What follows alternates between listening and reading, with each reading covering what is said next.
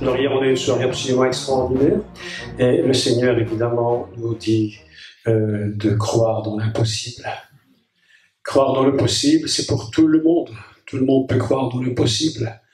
Mais à un moment donné, dans la vie de la foi, du chrétien, de nous tous qui sommes ici, les choses qui nous paraissaient hier impossibles, tout à coup, nous avons tellement l'habitude de croire en... Nous avons tellement combattu dans la foi que les choses qui nous étaient impossibles il y a 10 ans ou 20 ans, aujourd'hui sont devenues normales. C'est-à-dire que pour ces choses-là, la foi est devenue une nature en vous. Vous savez que la foi doit devenir le naturel de tout homme sur cette terre. Nous n'avons pas été conçus pour vivre dans l'incrédulité. Et lorsque Dieu a créé son Adam, il l'a créé avec la foi. La Bible nous dit qu'il l'a appelé Adam. Il l'a appelé Adam non pas parce que la terre s'appelle Adama. Lorsqu'on parle de la terre, nous disons en hébreu Adama. Et tout le monde croit que Adam s'appelle Adam parce que la terre s'appelle Adama. En réalité, ce n'est pas ça du tout. Avant que la terre n'existe et qu'elle s'appelle Adam, Dieu dit il crée son Adam. Et Adam vient d'un mot hébreu qui est d'une racine hébraïque qui est Doma. Et Doma, il veut dire ressembler. Dieu a créé l'homme, l'humain, dans sa ressemblance. C'est-à-dire que l'homme, fondamentalement, est conçu pour la foi. Nous ne devrions jamais, normalement, tout être humain ne devrait jamais douter que ce que Dieu dit va s'accomplir. Mais voilà que nous avons dû apprendre à combattre énormément pour la foi. Et les choses qui peut-être il y a 20 ans nous paraissaient tout à fait impossibles. On a tellement combattu pour croire que c'était possible que nous sommes arrivés à le croire. C'est-à-dire que la foi a été élevée. Et lorsque nous élevons la foi au niveau le plus élevé et qu'elle rencontre à ce moment-là la parole de Dieu, la foi est efficace. Et les choses que nous ne croyions pas il y a 20 ans, aujourd'hui on les croit, on n'y pense même plus. On n'a même plus l'impression que c'est de la foi, pour la simple et unique raison que c'est devenu notre naturel. Est-ce que vous me suivez? Oui. Vous êtes là? Oui. Bon, d'accord. C'est devenu le naturel. C'est devenu notre façon de vivre. Michel nous disait hier, et c'est notre expérience avec mon épouse et moi, que nous sommes capables de vivre de l'évangile. Mais je vous assure que ce n'est pas le cas de tout le monde. Même dans l'Église, même dans les serviteurs de Dieu, beaucoup n'ont pas la capacité de croire qu'ils peuvent vivre de l'évangile. Et s'ils n'ont pas un salaire tous les mois qui leur tombe cash, je parle dans les ministères, ils abandonnent le ministère. Parce qu'ils n'ont pas su élever leur foi au niveau qui leur permettait de vivre par la foi. Le but de Dieu, c'est que nous soyons des croyants, que nous puissions élever notre foi. Le but de Dieu pour son Adam, c'est que nous soyons des vainqueurs. Amen. Amen. Dieu veut que vous soyez des vainqueurs. L'Église traîne la patte avec des défaitistes perpétuels. On est toujours en train de traîner avec nous, comme on dit, je ne sais pas si on dit ça en France, en Belgique on dit on traîne des vieilles casseroles. On dit ça en France, des vieilles casseroles. Ah ouais, ça marche, des vieilles casseroles. Alors, il y a deux façons de traîner les casseroles. Une, quand on se marie et qu'on accroche la casserole derrière la voiture. Vous avez vu ça dans les films américains. Hein, c'est pour dire, voilà, on est mariés, on a une casserole. Et puis il y a les chrétiens qui traînent leur casserole à longueur de vie. Et ils sont de perpétuels défaitistes. Est-ce que vous croyez vraiment que c'est ça que Dieu veut pour nous? Si tu te lèves le matin avec une tête jusque par terre, mais est-ce que tu t'imagines que c'est ça la vie? Je disais l'autre jour, tout à l'heure, à ma sœur, Yamina. C'est ça? Oui. Ah, j'ai retenu son nom. Hein. Ça veut dire la droite, c'est ça? Droiture. Droiture. Vous imaginez un nom comme ça? Qu'est-ce que je te disais tout à l'heure? Que tu es victorieuse. Nous ne pouvons pas vivre une vie de défaite, c'est impossible. Nous vivons vous savez qui vit une vie de défaite perpétuelle? C'est ceux qui sont constamment accablés par les péchés, ceux qui sont constamment pourchassés par toutes sortes de choses, de liens, de ceci, de cela. Mais ce n'est pas le but de Dieu. Dieu veut que nous soyons des gens libres. Et nous ne savons pas être victorieux si nous ne sommes pas libres. Comment voulez-vous qu'une armée aille au combat alors qu'ils ont des boulets aux pieds?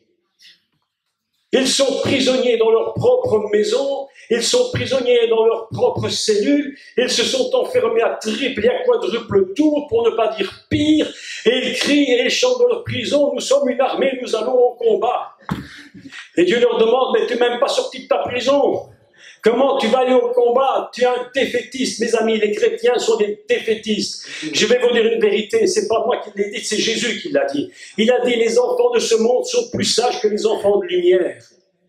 Il y a des hommes qu'on peut les montrer du doigt, on peut dire ce qu'on veut d'eux, mais ils ont construit des choses que les chrétiens ne construisent même pas eux-mêmes.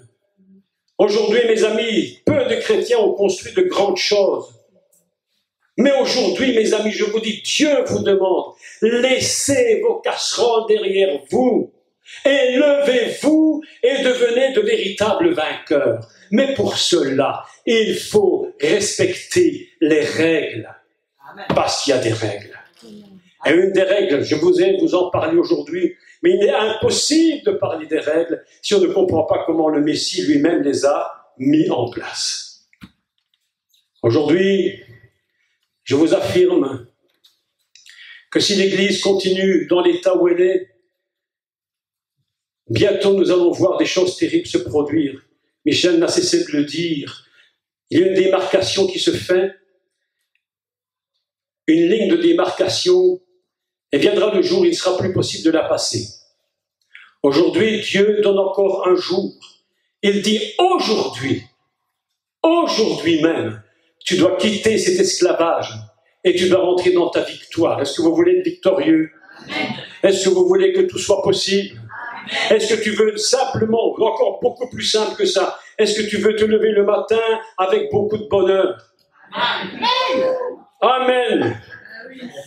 Est-ce que tu veux te lever le matin sans tirer la tête? Hein?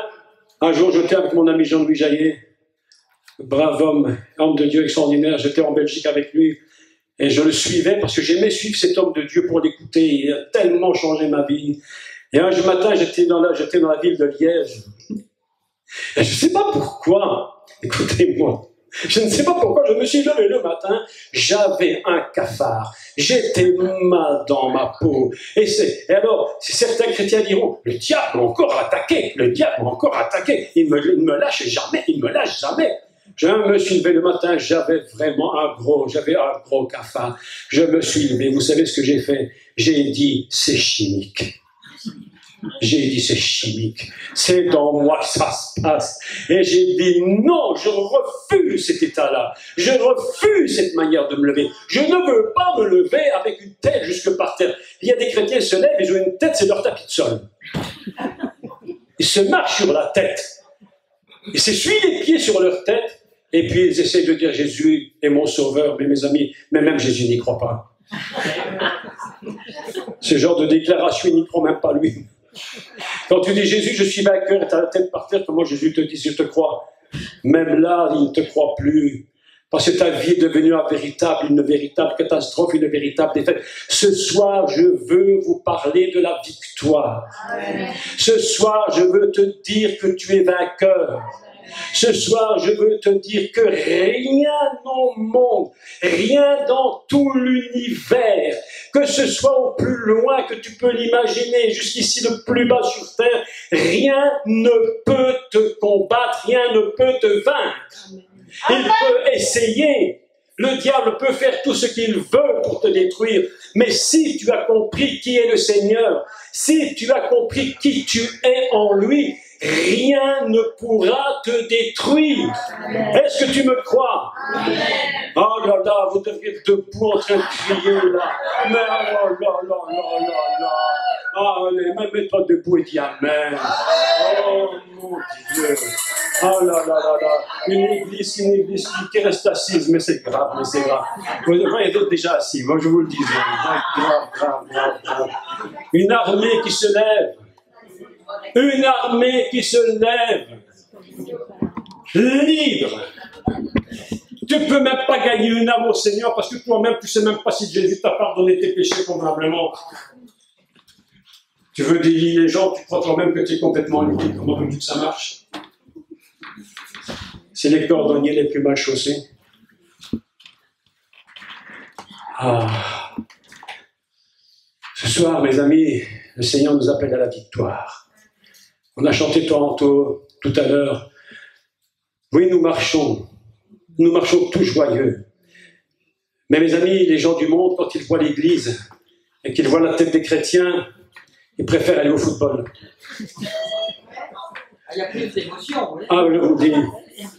J'avais un ami, ben, je peux citer son nom parce que c'est un très grand ami à moi, on ne s'est plus vu depuis des années, mais un très grand ami à moi, c'était le bras droit de Jean-Louis Jaillet, et il s'appelle Jean-Pierre Sordet, je peux le citer, peut-être il écouterait, il se reconnaîtra. Et avant d'être converti, vous savez, il allait au café, il allait boire une pinte au café. On dit ça, une pinte ici? Ah oui. Il allait boire une pinte au café, et devant il y avait l'église. Le dimanche matin, il allait boire son verre. Et les gens sortaient de l'église, ils les regardaient, ils disaient « Heureusement que je suis au café ». Ils disaient « Heureusement que j'y suis, parce que comme eux, je préfère être ici ». Je vais vous dire la vérité, les gens parfois sont plus heureux de jouer aux cartes au café que d'aller à l'église. Parce que les chrétiens doivent être des gens joyeux, des gens libres, des gens libérés, des gens qui ont la foi. Et nous devons leur donner cette image. Nous devons leur montrer qui nous sommes réellement. C'est pourquoi aujourd'hui, je vais vous parler de la victoire. La victoire ne s'acquiert pas n'importe comment. Il y a une règle. La règle, je vais vous la lire. Je vais vous l'expliquer en détail et en redétail. Pour qu'il n'y ait plus aucun doute sur la règle. Nous allons prendre un texte dans Philippiens. Et quand on lit Philippiens, n'oubliez jamais une chose. C'est qu'on lit un texte écrit par un juif. Ah oui, Paul était juif. Ah oui. Ben oui.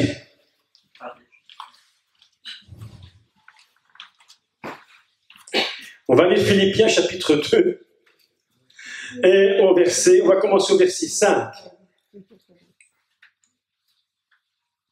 Écoutez bien ce que je vais vous enseigner ce soir. Ça va vous libérer.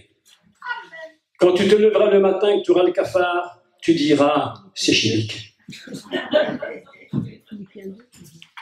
Vous savez, le diable ne fait que ce qu'on lui laisse faire. Je vous dis la vérité. Jésus a dit que le diable rôde autour de nous comme un lion rugissant. Mes amis, je vous dis une vérité. Écoutez-la-moi bien. Tant qu'il tourne, il n'y a pas de risque. C'est vrai. C'est vrai. Il rôde, laisse-le rôder. Ta maison ne risque rien tant que le voleur rôde. Elle ne risque que quelque chose que lorsque ta porte est ouverte. Le diable tourne pour trouver une ouverture dans ta vie. S'il trouve l'ouverture, il rentre. Et il rentre pour tout détruire. Le voleur ne vient que pour détruire, égorger, tuer. Moi, dit Jésus, je suis venu pour que mes brebis, elles aient la vie, mais pas seulement la vie, en abondance. Dites un peu ça, la vie en abondance. Le diable rôde, laisse-le rôder, c'est son boulot de diable. Tu ne peux pas lui reprocher de rôder autour dans la maison. Tu ne peux pas reprocher au voleur d'être un voleur, puisqu'il est un voleur. Mais tu peux te reprocher à toi d'avoir ouvert une porte. Amen. Jésus va dire la déclaration la plus impressionnante et la plus fabuleuse qui va définir toute sa puissance et son onction. Le Messie a dit une chose, une phrase inimaginable. Une seule fois dans l'évangile de Matthieu, c'est écrit nulle part ailleurs. Mais cette petite phrase, cette petite déclaration du Messie va définir toute la puissance du Messie. Vous savez ce qu'il a dit? Le diable n'a rien en moi. Amen. Vous savez pourquoi il vous titille? Vous savez pourquoi il vous chatouille les pieds le matin? Vous savez pourquoi? C'est parce qu'il trouve en vous une ouverture. C'est vrai. Il trouve en vous une ouverture, mes amis. Ah oui, il rôde. Il tourne autour de Jacques Collin. Il regarde, il dit, qu'est-ce que cet homme aurait bien pu faire qui me permettra de rentrer? A-t-il ouvert la serrure? S'il trouve une entrée, il va rentrer et il va me détruire. Mais s'il ne trouve aucune entrée dans ta vie, aucune entrée, il est comme une boule de billard. Une boule de billard, tu ne sais pas la prendre avec tes doigts. C'est impossible avec tes deux doigts. Pourquoi? Parce qu'il n'y a aucune aspérité. Elle est lisse. Le diable rôde, laisse-le rôder et ne t'inquiète pas. Veille sur ta maison, veille sur ta vie. Écoutez maintenant le secret, le grand et l'immense secret que du Messie. Et alors je vais vous expliquer quelques points absolument extraordinaires sur la victoire dans le Messie. Il n'y a qu'une vérité, Jésus. Le seul et le vrai, le seul qui nous libère, le seul capable de nous libérer à la fraction de seconde de cet ennemi, c'est le Seigneur. Et nous allons lire un texte dans Éphésiens. Écoutez ça, c'est absolument extraordinaire. Éphésiens 2, et je commence au verset 5. Tu as dit Philippiens. J'ai dit Philippiens, qu'est-ce que j'ai dit? Éphésiens. J'ai dit Philippiens. Voilà, donc c'est Philippiens, chapitre 2, et au verset 5. Ayez, écoutez, ça commence d'une façon extraordinaire. Ayez en vous les sentiments qui étaient en Jésus-Christ. Voilà déjà toute une histoire. Avoir en toi les sentiments qui étaient en Jésus. Extraordinaire. Voilà déjà un premier texte absolument inimaginable. Ayez en vous les sentiments qui étaient en Jésus-Christ, le Messie. Écoutez maintenant la suite, parce que la suite est très surprenante. Existant en forme de Dieu. C'est surprenant ça. Il n'a point regardé son égalité avec Dieu comme une proie à arracher. Mais il s'est dépouillé lui-même en prenant une forme de serviteur, en devenant semblable aux hommes. Ça va jusque-là? Et il a paru comme un vrai homme.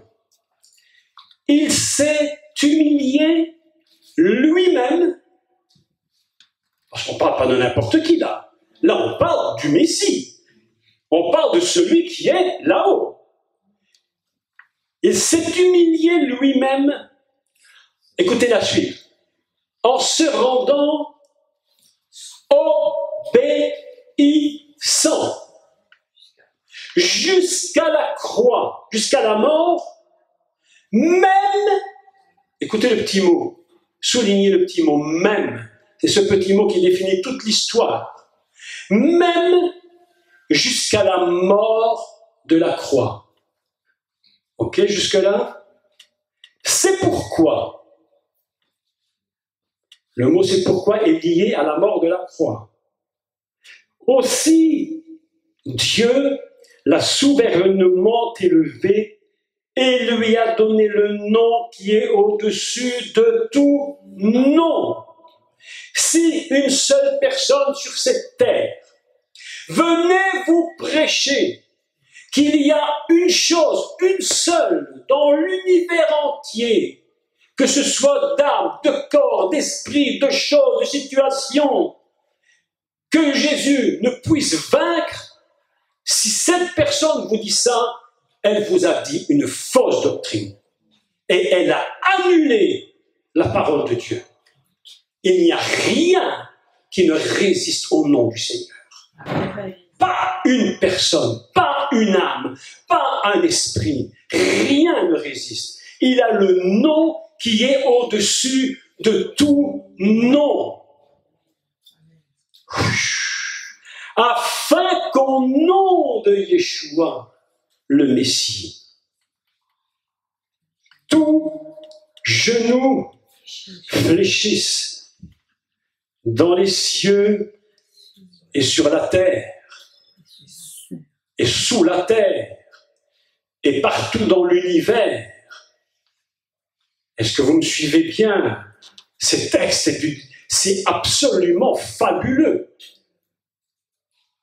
Et que toute langue confesse, de gré ou de force, un jour, il faudra bien que le monde reconnaisse qui est le Seigneur, qu'ils le veuillent ou non, qu'ils aiment ou qu'ils n'aiment pas. Il faudra bien qu'ils reconnaissent, toute langue confessera que Jésus-Christ est Seigneur. Amen. À la gloire de Dieu le Père. Amen. Aucun nom, aucune âme, aucun nom, aucun esprit, aucune chose ne peut dépasser le Seigneur. Amen. Si une seule dépassait cela, la Bible entière, vous la prenez et vous la mettez à la poubelle. Ça veut dire que Jésus n'est pas le Seigneur des Seigneurs.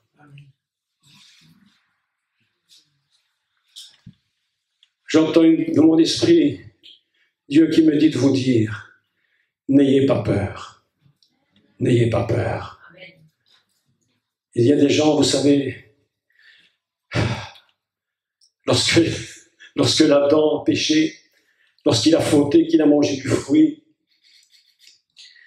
Dieu est venu vers lui, Elohim est venu vers lui et lui a dit, Adam, mais où en es-tu? Où en es-tu? Haïka, où en es-tu? Et Adam n'a pas répondu, ben écoute, voilà, j'ai eu un petit problème avec ma femme. En général, c'est ce qu'on dit, c'est ma femme. La femme dit, c'est mon mari. Adam a dit, j'ai eu peur. Adam a dit, j'ai eu peur. C'est la première fois dans toute la Bible que le mot peur apparaît. La faute et le péché produisent la peur.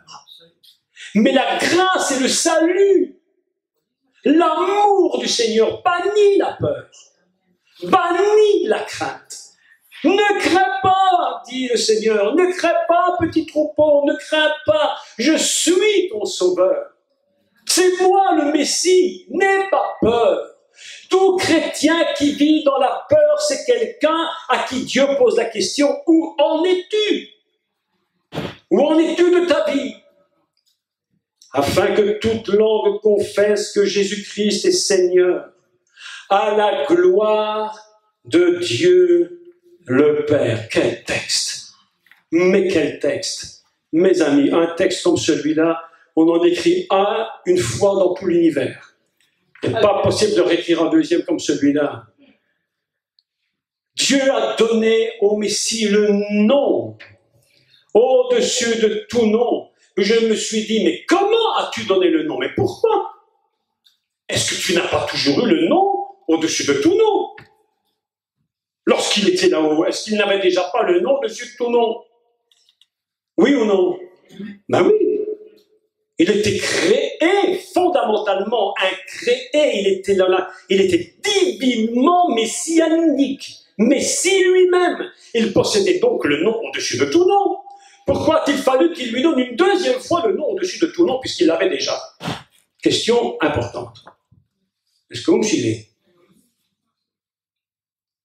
Pour comprendre comment le nom au-dessus de tout nom lui a été donné alors qu'il le possédait déjà, alors là, c'est une question que beaucoup de gens ne se sont jamais posées. C'est comme si je me disais, tu t'appelles Jacques, mais maintenant tu vas t'appeler Jacques. Alors je réponds, écoutez, je m'appelais déjà Jacques. Mais maintenant, je m'appelle encore Jacques une fois de plus. Qu'est-ce qui s'est produit pour que Jésus, le Messie, possède une seconde fois le nom au-dessus de tout nom? Voilà le mystère auquel je voudrais vous parler. Quelle histoire! Il y a plusieurs premiers-nés dans la Bible. Il faut que vous sachiez d'abord que la fonction du premier-né dans la Bible, ce qu'on appelle en réalité le premier-né, le Béror, c'est une fonction d'engendrement messianique. C'est le premier-né qui engendre le Messie. C'est pourquoi Dieu, lorsqu'il voit Israël, dit « Voici Israël, mon fils premier-né. Toi, Jacob, tu es mon fils premier-né. » Et lorsque Moïse va se trouver devant Pharaon, vous imaginez ce que représente Pharaon. Il va dire à Pharaon, laisse sortir mon fils premier-né. Il y a donc un premier-né ici-bas, mais la Bible nous enseigne quelque chose d'absolument incroyable que j'aimerais aussi vous lire. Dans la lettre aux Hébreux, et vous allez en prendre quelque chose d'absolument extraordinaire. La lettre aux Hébreux, c'est un texte absolument, mais inspiré, mais comme pas possible. Et vous allez voir ce qui se produit. Le Messie va rentrer sur la terre. D'accord? Écoutez ce qu'il dit de lui. On va lire à partir du verset Hébreu 1, à partir du verset 4.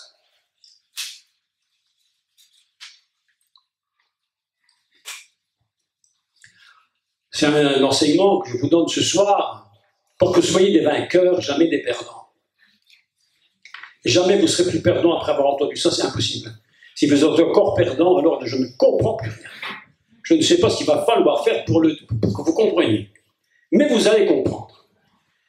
Il est devenu d'autant supérieur aux anges qu'il a hérité d'un nom plus excellent que le leur. Il parle de qui? Du Messie, Yeshua. Mais non, évidemment que non. Yeshua, c'est ici-bas. Mais là-haut, il est le Béra, fondamentalement Dieu. Et déjà là-haut, dans les cieux, il est déjà au-dessus des anges.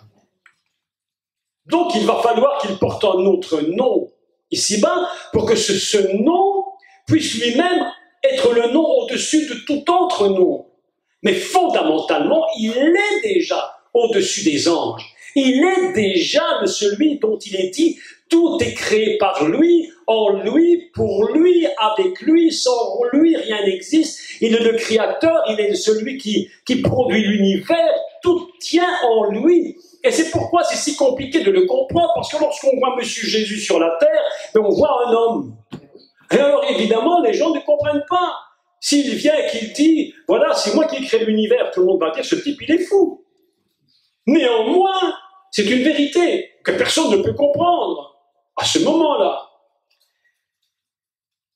Il est hérité d'un nom plus excellent que le leur, car auquel des anges Dieu a-t-il jamais dit, tu es mon fils. Tu es mon fils.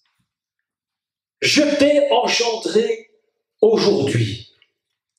Et encore, je serai pour lui un père et il sera pour moi un fils. Mais écoutez la suite, parce que maintenant, la suite est absolument extraordinaire.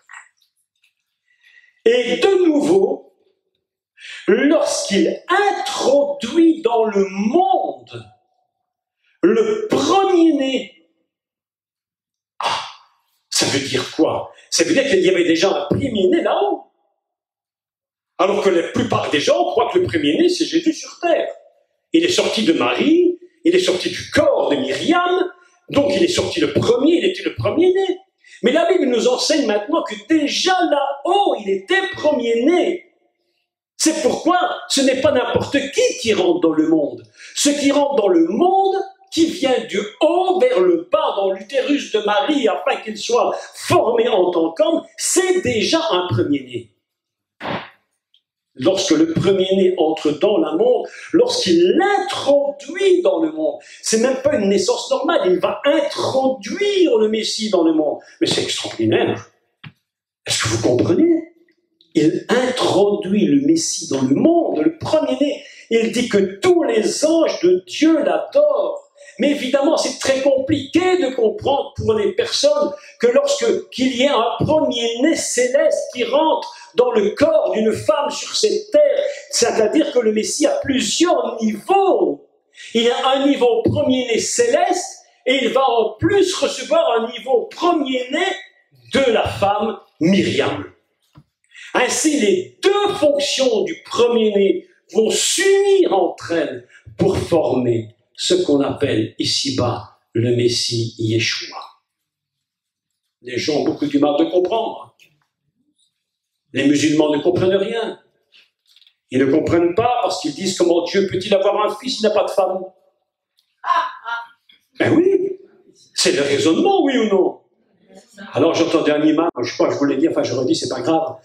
Il y avait un imam qui parlait avec un pasteur, et puis il expliquait que Dieu ne pouvait pas avoir un fils, c'était impossible. Tout simplement, pourquoi? Parce que cet imam, très, très sincère, ne peut pas leur jeter la pierre en disant, tous ces musulmans ne comprennent rien. Mais non! Mais genre, faux raisonnement que beaucoup ont, c'est qu'ils ont confondu deux choses. Ils ont confondu création et procréation. Pas la même chose. Tu le sais, Thierry, toi qui connais bien l'hébreu, Patrick qui connaît quand même bien l'hébreu aussi, que lorsqu'on parle de bara, créé, ce n'est pas pour l'homme. Bara n'appartient qu'à Dieu seul. Lorsqu'on parle de procréer, c'est plus bara. En français, le mot ne veut plus rien dire, parce qu'on dit qu'on fait une création musicale. Mais une création musicale, selon les Hébreux, c'est au ciel, c'est pas sur terre. Donc, voilà que nous avons un Messie fondamentalement créé, premier-né au ciel, qui vient et qui est introduit dans le monde. Il rentre dans le monde. C'est pourquoi il n'a pas de père physique. C'est un système de procréation particulier. D'ailleurs, dans les généalogies du Mashiach, il est écrit « Jésus, fils de Joseph, comme on le croyait ». Mais en réalité, il n'était pas. Il n'était pas fils de Joseph. Et ben oui, il se tourne et Yeshua dira toujours « Mon père, mon père, mon père », ce qui agace énormément les religieux. Comment tu peux appeler Dieu ton père? Mais si c'est Dieu ton père, mais c'est que toi, tu es Dieu. Tu ne peux pas. Si je suis engendré par un homme, je suis homme. Si j'avais été engendré par une vache, je serais une vache. Ou un taureau. Ah ouais. Tu as raison. Je serais un taureau. Il faut toujours accepter les réprimandes et recevoir la correction. Mais vous savez, le Messie, mes amis, il est introduit dans le monde. C'est quelque chose d'inimaginable. C'est une introduction céleste. Il descend d'en haut et il vient dans le monde. Il rentre dans la matrice de Myriam. Et la Bible nous dit qu'il est rentré dans le monde, on dit Al-Olam. Olam, c'est un mot très étrange. Parce que Olam signifie le monde, signifie aussi éternel, et signifie aussi un voile. C'est pourquoi le prophète Isaïe va dire quelque chose de formidable. Lorsqu'il va parler de Myriam, sa mère, qui va venir, il dira « la jeune fille sera enceinte ». Et comment dit-on la jeune fille? En hébreu, dans le texte d'Isaïe, attention, « Alma », de la racine « olam », celle qui est cachée.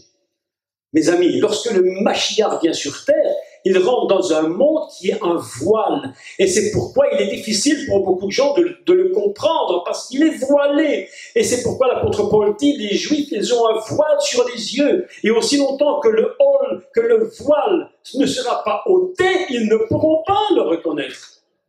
C'est un grand mystère. C'est pourquoi le même mot va être utilisé dans les trois situations. Il rentre sur terre et il est voilé.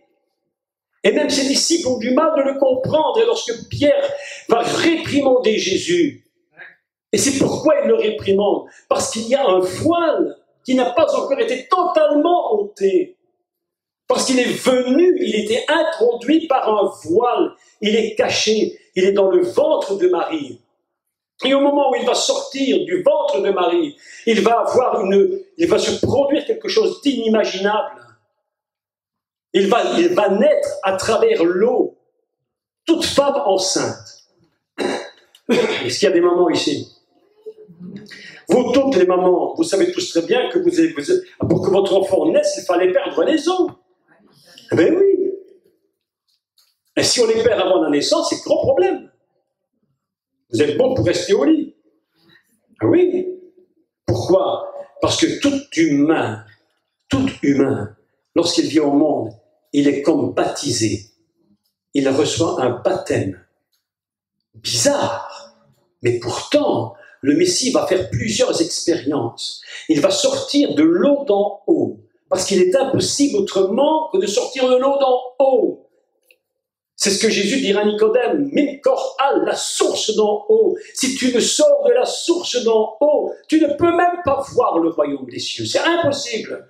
Donc il sort d'en haut, il rentre dans le corps de Marie, il sort de l'eau d'en bas, dans le ventre de Marie, et puis Jésus va se faire baptiser, et de nouveau, il va sortir de l'eau. Nous avons 3 fonctions de l'eau inimaginables. Et alors il va se produire quelque chose extraordinaire. Quelque chose d'absolument extraordinaire. Nous allons lire dans Luc, chapitre 3, si vous voulez. Luc, chapitre 3.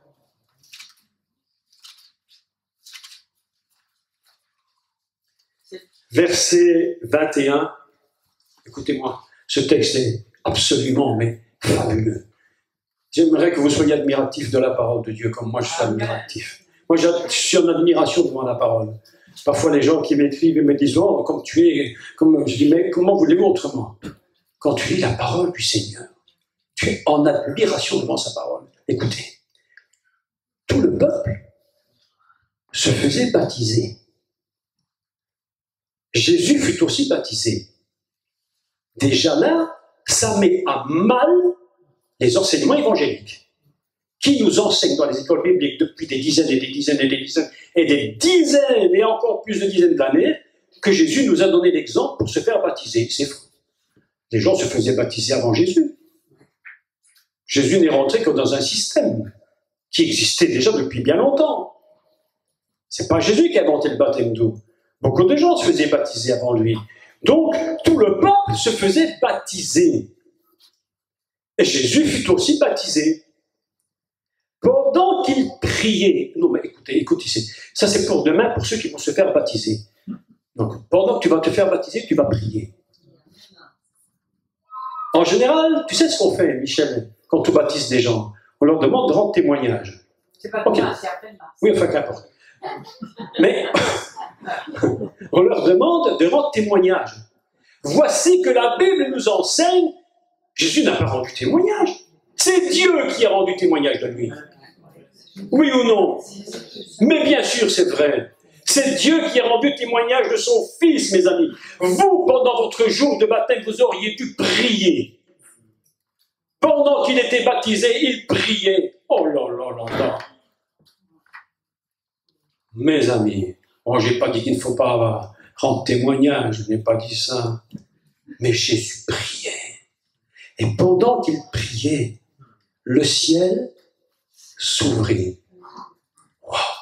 Waouh, waouh, waouh, waouh, waouh, waouh. Oh là là là là là là. Le Seigneur m'a donné moi je vais dire une bêtise. Une petite révélation. Il n'y a qu'une petite, mais celle-là quand même, elle paraît tellement simple. Mais la Bible ne dit nulle part qu'après que le ciel se soit ouvert sur Jésus, qu'il se soit fermé.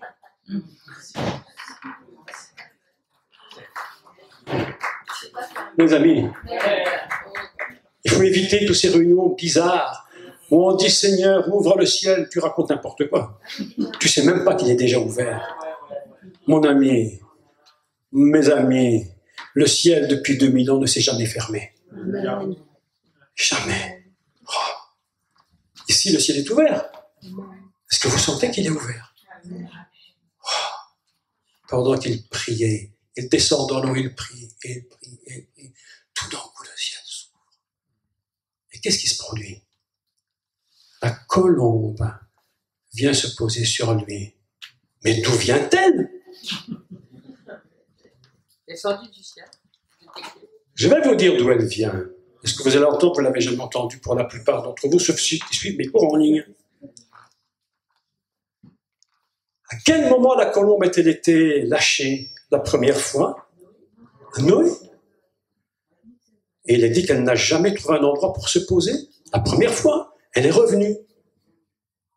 Mais Noé, si vous renversez son nom, c'est reine, qui veut dire la grâce. Et l'arche de Noé, si vous décomposez le nom de l'arche de Noé, l'arche, ça ne veut rien dire. C'est un mot inventé, ça n'existe pas, l'arche de Noé. On appelle ça la teva. C'est-à-dire que c'est un mot dont la racine hébraïque veut dire une parole. C'est une lettre. Une lettre. L'arche de Noé, mes amis, c'est une lettre. C'est une boîte aux lettres de Dieu. C'est ça que ça veut dire, réellement. Mais oui. Alors on dit, si vous demandez un érudit en hébreu, bien érudit, hein, bien érudit, vous lui demandez comment appelle-t-on l'arche de Noé, il va te dire Teva, et tu vas lui dire tu as raison. Et moi je vais lui dire, est-ce que tu sais qu'il y a 2 arches de Noé dans la Bible? Et les gens diront, mais c'est impossible, j'en ai jamais vu qu'une.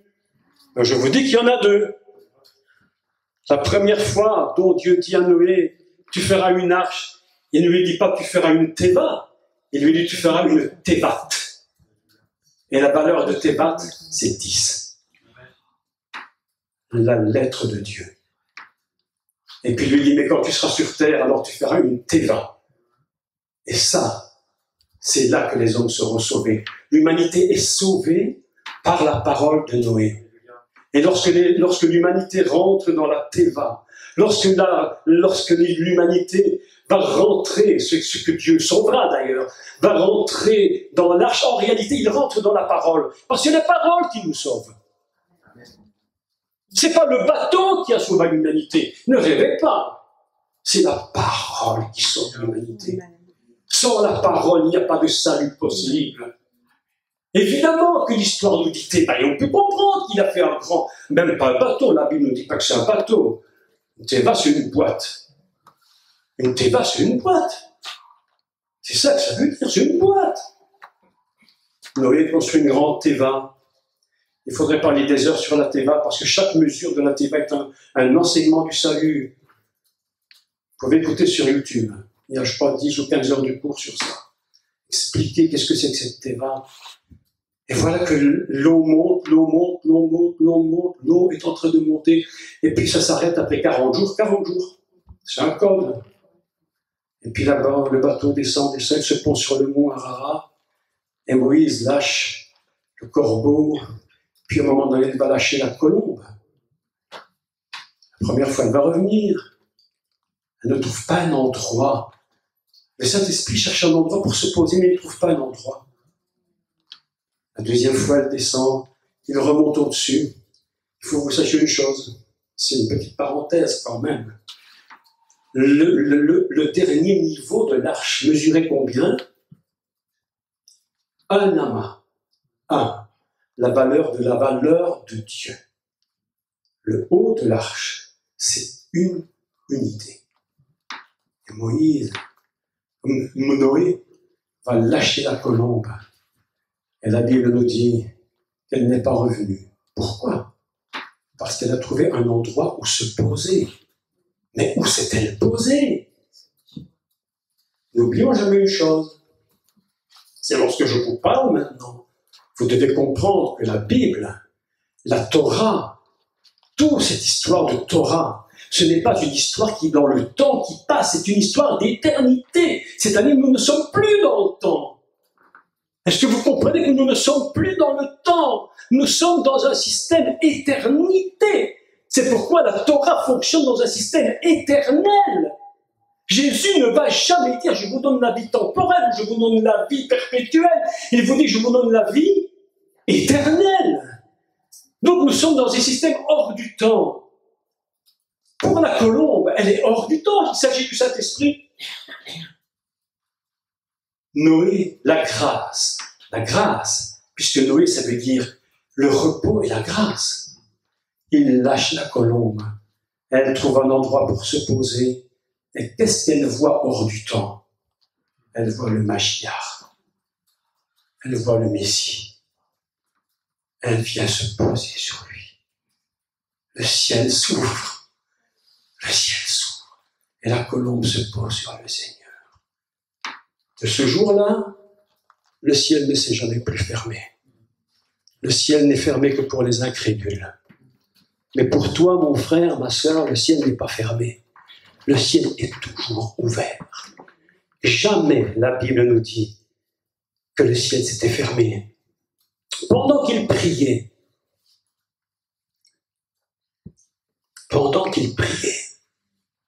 le ciel s'ouvrit et le Saint-Esprit descendit sur lui sous la forme corporelle d'une colombe. C'est pas extraordinaire? Qui est le prophète qui s'appelle la colombe dans la Bible? Jonas. Yona veut dire la colombe. Comment s'appelait son papa, monsieur Jonas? Voilà, hein? Yona ben Amittai, fils de Amittai. Que veut dire Amittai? Ma vérité. La première phrase du livre de Jonas, c'est Yona ben Amittai. C'est la colombe, fils de ma vérité. C'est extraordinaire, non? C'est impressionnant. Et la suite. Et le Saint-Esprit descendit sur lui à forme corporelle comme une colombe. Et à ce moment-là, le témoignage qui sort n'est pas le témoignage de Yeshua. C'est Dieu qui témoigne de son Fils. C'est le Seigneur Dieu qui témoigne de son Fils et qu'il dit, une voix se fit entendre d'où? Du ciel. Oh là là. Mais écoutez, non, mais écoutez, franchement, si ça dépasse pas tout le génie du monde, je ne comprends plus rien. Fit entendre du ciel ces paroles. Tout à coup, une voix résonne. Tu es mon fils bien-aimé. En toi, j'ai mis toute mon affection.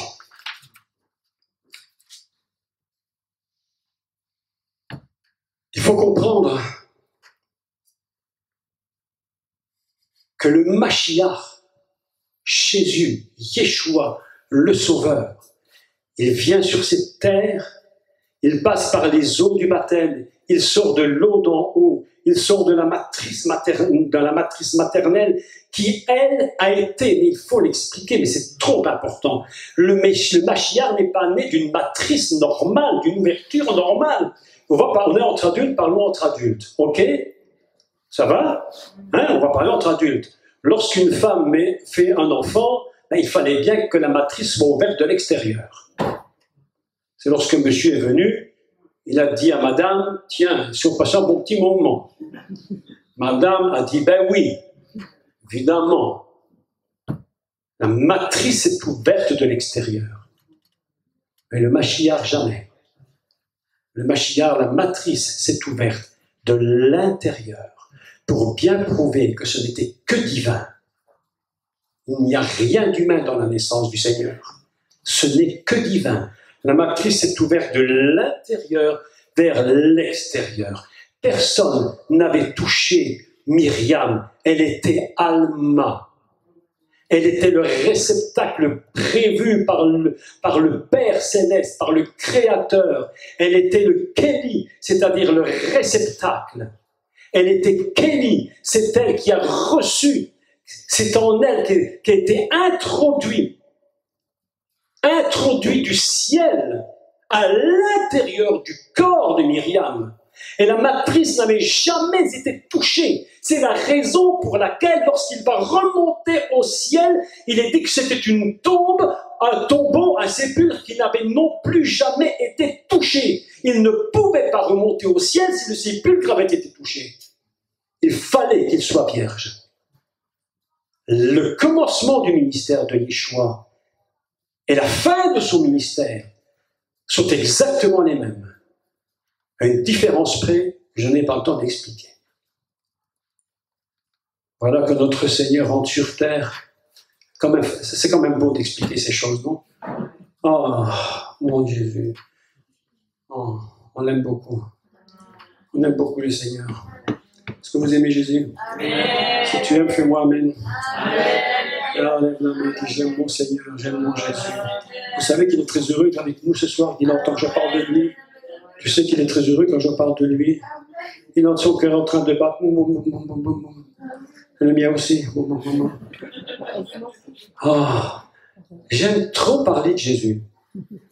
Est-ce que vous sentez que j'aime parler de lui? Oh là là là là. J'aime trop parler de lui, j'aime trop parler de lui. Tu peux faire de la Torah tant que tu veux, tu peux connaître l'hébreu dans toutes les règles, mieux que moi. Il y a des grands savants de la Torah, mais si tu ne connais pas Jésus, ton cœur ne bat pas.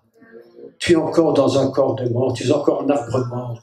Mais lorsque le Saint-Esprit vient en toi et qu'il t'a engendré, lorsqu'il t'a engendré du ciel, alors tu es venu, tu n'as pas été touché à l'intérieur, à l'extérieur. Dieu te sort à travers cette introduction du Messie dans ta vie. Oh là là là là. Mes amis,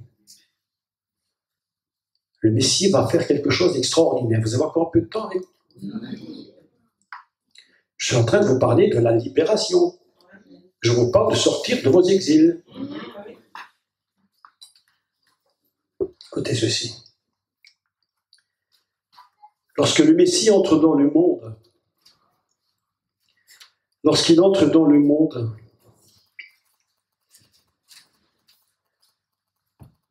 toi, quand tu es venu sur terre, moi, quand tu es rentré sur terre, que monsieur a rencontré madame, et que le petit spermatozoïde a rencontré le petit ovule, ils se sont dit bonjour, bonjour, et dit on va faire 2 maisons, on va s'unir ensemble, on va faire 2 petites maisons. Ils se sont mis ensemble, ils ont formé un monsieur, une madame. Et vous avez beaucoup de veines, parce qu'il y en avait des millions, et vous étiez les vainqueurs. Des millions. Et tu te dis, moi je suis toujours perdant, mais déjà à la base, t'es le gagnant.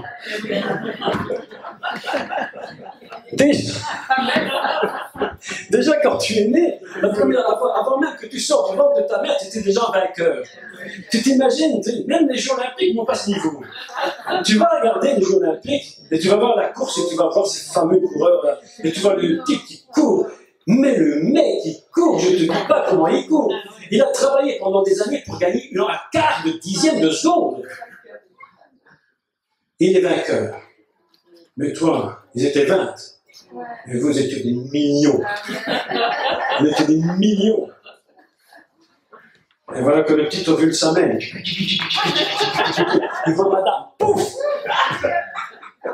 Il était vainqueur. Et les chrétiens sont des défaitistes. Comment est-ce possible? Comment est-ce possible? Tu es vainqueur. Mais lorsqu'il rentre dans le monde, toi, quand tu es rentré dans le monde, et que le spermatozoïde a rencontré l'ovule, tu n'as rien dit. Tu n'as rien dit. Pas un mot. Tu ne savais pas parler. Je ne peux pas dire que non. Mais lorsque le Messie, lorsque le Béror céleste rentre dans le monde, introduit dans le monde, à travers l'utérus de Myriam, c'est pas n'importe qui. C'est un être qui a toute conscience. Lorsqu'il est rentré dans l'utérus de Marie, il savait où il rentrait. Il le savait parfaitement. Est-ce que vous me comprenez? Alors évidemment, comme il le savait, ben, il n'est pas resté muet. Donc au moment où il rentre, il va parler. Et il va dire quelque chose. Mais qu'est-ce qu'il va dire? Tu voudrais savoir ce qu'il va dire? Je vais te le dire. C'est très curieux. Il y a des bonnes curiosités. Je vais te dire ce qu'il a dit. Et c'est une révélation très profonde du Saint-Esprit. C'est le Seigneur qui révèle ces choses. Je vous le lis. Hébreux 10, verset 5. Déjà, c'est facile à retenir, 10 et 5. Hein? Déjà facile à retenir. C'est pourquoi le Mashiach, le Messie, ce n'est pas n'importe qui est rentré dans le monde. C'était déjà le Messie. Parce que le Messie est de toute éternité. Il n'est pas Messie au moment où il va naître et où il commence son ministère. Il est déjà Messie lorsqu'il est en train de rentrer dans le ventre de la mère. Et il est Messie là-haut déjà. Vous comprenez la fusion des 2 maisons. Et là, le Messie va apprendre. Il est en exil. Le Messie est exilé du ciel. Et il rentre dans 2 maisons, une céleste, une terrestre. Et là, la Bible nous dit qu'il a appris l'obéissance. L'exil nous apprend toujours l'obéissance. Les gens se posent des questions, pourquoi je suis en exil? Pour que tu apprennes à obéir. Écoutez le texte, je lis. C'est pourquoi le Messie, entrant dans le monde, dit. Voilà que notre Messie est en train de parler. Oh, mais il n'est même pas né. Mais qu'importe, il sait qui il est. Il dit quelque chose d'incroyable. Parce que le Mashiach, là-haut, il sait ce qui s'était passé sur terre. Il connaît le problème de l'Adam qui a désobéi. Il était là-haut, il a vu ce qui s'était produit. C'est Dieu lui-même, la fonction du Messie lui-même qui vient, qui dit à Adam, mais où en es-tu, Adam? Où en es-tu? Il le sait. Donc il dit, moi je vais venir sur terre pour remplir la fonction nouvelle du dernier Adam. Mais pour en rentrant, il faut que je prenne une position déterminée et définitive. Écoutez ce que je vais lire. Écoutez la voix du Seigneur qui parle. Il dit ceci. Le Messie entrant dans le monde dit, tu n'as voulu ni sacrifice ni offrande. Ah bon? Alors pourquoi tu en as fait? Pourquoi tu as donné la loi de Moïse alors? Pourquoi tu donnes la loi de Moïse puisque tu ne veux pas de sacrifice et d'offrande? Selon la loi de Moïse, bien entendu. Mais tu m'as formé un corps. Tu n'as agréé ni holocauste, ni sacrifice pour le péché. Ah bon? Mais pourtant tu as donné la loi de Moïse. Comment peut-il dire ça en rentrant dans le monde? Alors j'ai dit, écoutez le texte, non mais là c'est trop fort, là c'est fort. Alors j'ai dit, et maintenant imaginez la scène, essayez de faire un peu d'invention dans votre tête. Tu l'imagines sortir du ciel, descendre, il voit Myriam, ouh, il va rentrer dans son corps, il va toucher l'ovule, et il rentre. Mais avant de rentrer, il faut qu'il prenne une prise de position définitive. Et il dit, alors j'ai dit, voici je viens pour faire, ô Dieu, ta volonté. Après avoir dit d'abord, tu n'as voulu et tu n'as agréé ni sacrifice, ni offrande, ni holocauste, ni sacrifice pour le péché. Ce qu'on offre selon la loi. Il dit ensuite, je viens pour faire ta volonté.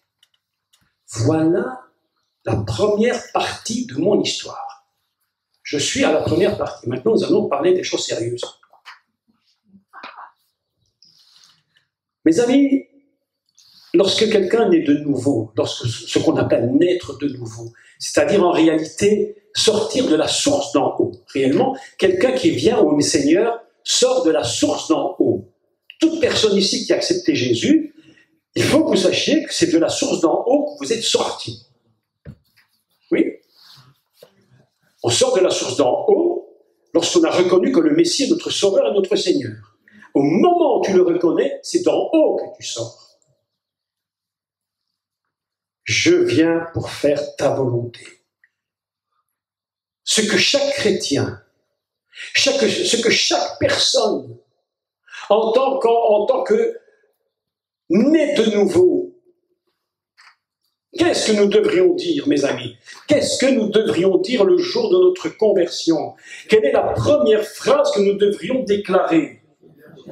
Je viens pour faire ta volonté. Amen. Amen. Et les chrétiens, ceux qui sont entre guillemets nés de nouveau, la première chose qu'ils demandent à Dieu, c'est pas ça.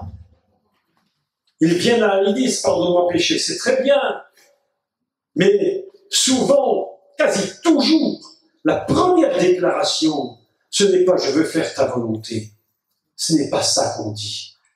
Alors que c'est la première chose qui devrait nous interpeller.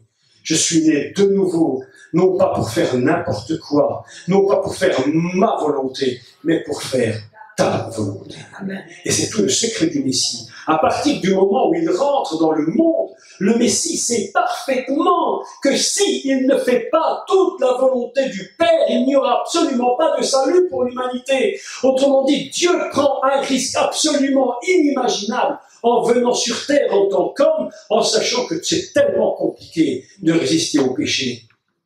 Je vous l'ai dit, il est plus facile de construire l'Empire State Building en plein milieu du désert que de résister au péché.